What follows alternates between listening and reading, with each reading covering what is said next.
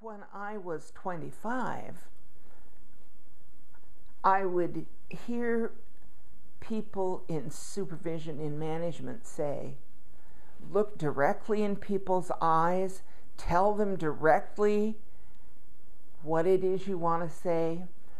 And in my heart, in my whole body, I couldn't do that. That was inappropriate for me to do. And so I did not know what to make of it. I did not know whose rules I needed to mind, because it seemed like these people were telling me that if I was going to be a success as a manager, I could not mind my cultural rules. Now, those rules were drummed into me from the time I was a wee child. So that didn't seem like something I could accept. On the other hand, if I was true to myself, then I had something about me that said, Gail, you're doing it wrong. So I didn't know what to make of this. How really helpful it would have been for me to have had a mentor to talk with about that very simple little problem. Well, all of our cultures have very specific things in them that are like rules. They're not rules, but they feel like it to us. And so we behave that way thinking we're behaving appropriately. And we are. But in the world of business culture, or supervision culture, or management culture, something different is correct. So how do we make those things meld? How do we put those together and use the strengths of both our authentic cultural self and our skillful management self? All of the people who are participating are people who have been in communities that have been marginalized one way or the other. They're people of color, or they're gay, lesbian, bi, trans, and because we've all had this kind of part of us that exists in the world, we all have risked the same thing to kind of be together.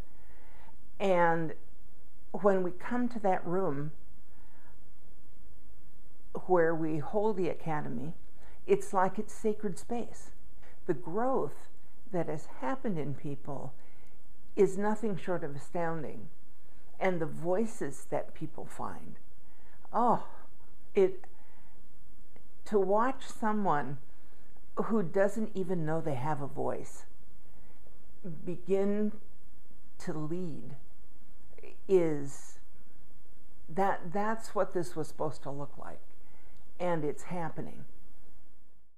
Starting the academy, I never seen myself as a leader.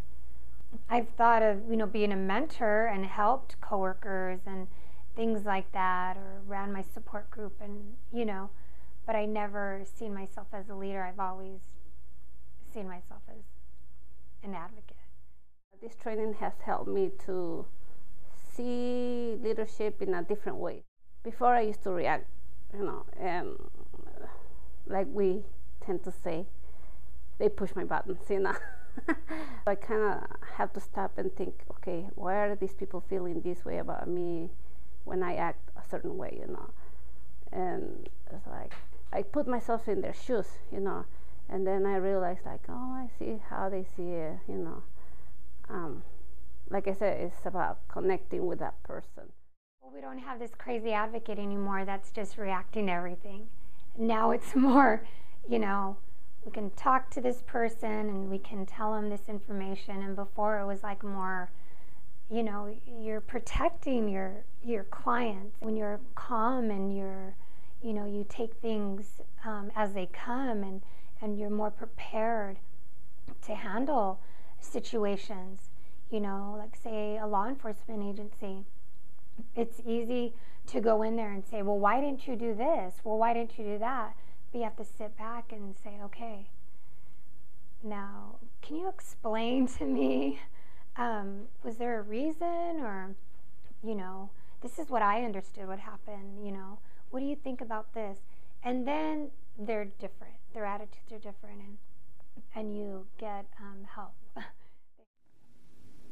I think, you know, we are getting better at recognizing how broad the needs of the women that we work with are, that it isn't just about domestic violence, that it's about our societal cultures, it's about poverty, it's about oppression, it's about mental health and chemical dependency, it's about housing, it's about having living wages, it's all those things, and that we need to be able to, you know, be holistic in our services that we have for our women that we're working with, because they aren't just coming to us just as domestic violence victims. As we serve maybe, you know, 1 in 10 women in our community that are probably experiencing some sort of violence in their life. So what's happening to those other 9 women that aren't coming to our program? So when we can, you know, work with CPS, work with law enforcement, work with the court system, and start, you know, improving those systems and making them safer and more friendly for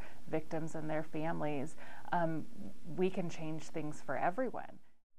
To think that issues of race analysis and issues of oppression have anything to do with all the other things I was just talking about. They have everything to do with it. But it's not acknowledged very often, nor do you have an opportunity to really explore it.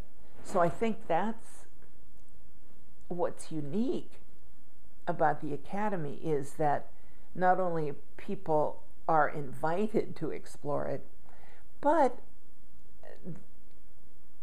it's expected that they explore it and to walk through it. And we are, all of us, more or less skillful at that.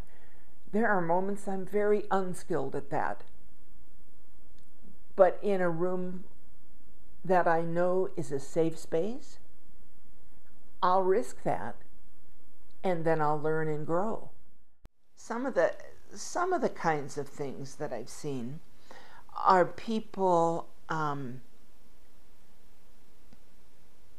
beginning to have more confidence about what they're doing in, say, supervision, when they get a chance to practice giving somebody feedback. For some people, that's a fairly new experience, and for some people, doing it skillfully is a real new experience. And so it's a challenge. The participants are able to practice it, get feedback about their feedback, and practice it again.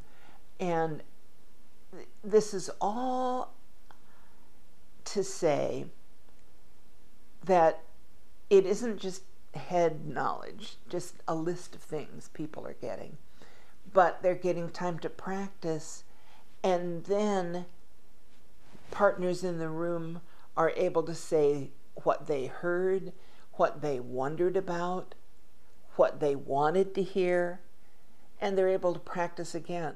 The participants are willing to really go to these hard places. It's when we emerge from these spaces, we're changed. We're changed.